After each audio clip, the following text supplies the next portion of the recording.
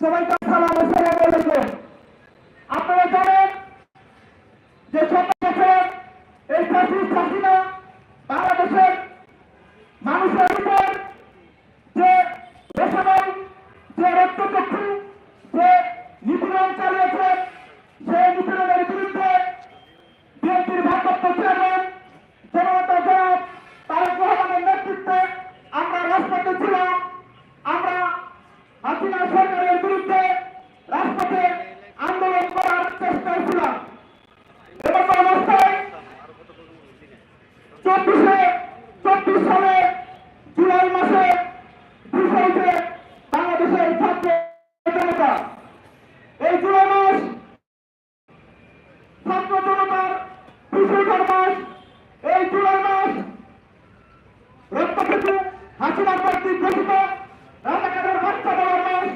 এই জুলাই মাস হাসিনার রাজাকারের বাচ্চার পরিপ্রেক্ষিতে তুমি কে আমি কে, রাজাকার রাজাকার কে বলেছে স্বৈরাচার স্বৈরাচার বলে ফিরিয়ে দেওয়ার মাস।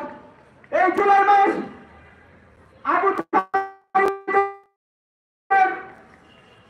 রক্তাঞ্জিত হওয়ার মাস। এই জুলাই মাস বুদ্ধের রক্তে রঞ্জিত হওয়ার মাস। এই জুলাই মাস সাভারে ইয়ামিনের রক্তে রঞ্জিত হওয়ার মাস। এই জুলাই মাস শহীদ শ্রাবণের রক্তে দিয়ে স্বাধীন করার মাস। প্রিয় বন্ধুরা, আপনারা জানেন চট্টগ্রামে শহীদ ওয়াসিম আশরাফ এই জুলাইয়ের গণঅভ্যুত্থানের দ্বিতীয় শহীদ, জাতীয়তাবাদী ছাত্র দলের প্রথম শহীদ। এছাড়াও বাংলাদেশ জাতীয়তাবাদী ছাত্র দলের অসংখ্য কর্মী ছড়িয়েছে, হারিয়েছে তাদের প্রাণ। এটি শুধু মোমবাতি প্রজ্বলন মোমবাতি জ্বালানোর কর্মসূচি নয়,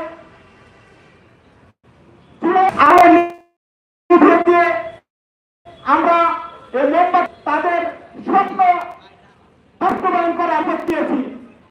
প্রিয় বন্ধুরা, আমাদের যে মোমবাতির আলো, এই আলোয় ভেসে উঠবে শহীদ আবু সাইদের স্বপ্ন, এই আলোয় ছড়িয়ে যাবে যুদ্ধের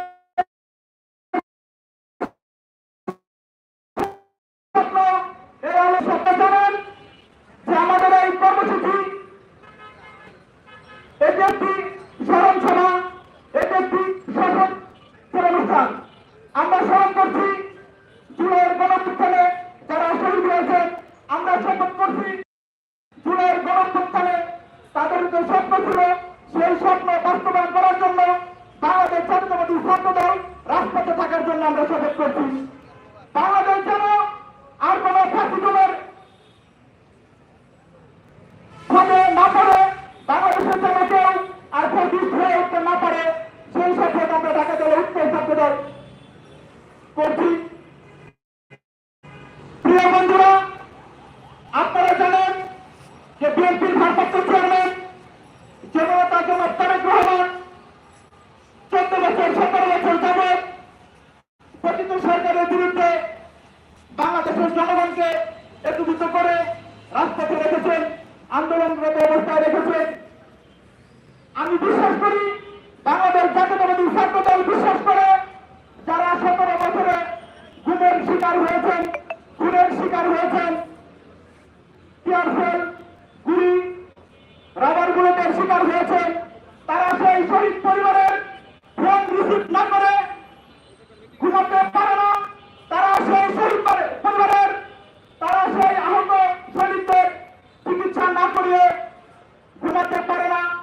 যারা 17 বছরে এই সরকারের সাথে এই সরকারের সুযোগ সুবিধা ভাগাভাগি বন্টন করেছেন, তারা হয়তো তাদের ফোন রিসিভ না করে থাকতে পারে। বন্ধুরা, আমরা শপথ দিতে চাই শহীদদের যে রক্ত, সেই রক্তে যদি আমরা বিশ্বাস করি, শহীদদের যে স্বপ্ন, সেই স্বপ্নে যদি আমরা বিশ্বাস করি, তাহলে আমরা আজকে এই মোমবাতির আলোয় শপথ নিব বাংলাদেশ যেন আর কোন স্বৈরাচারী রোশনের দিকে না যায়। বাংলাদেশ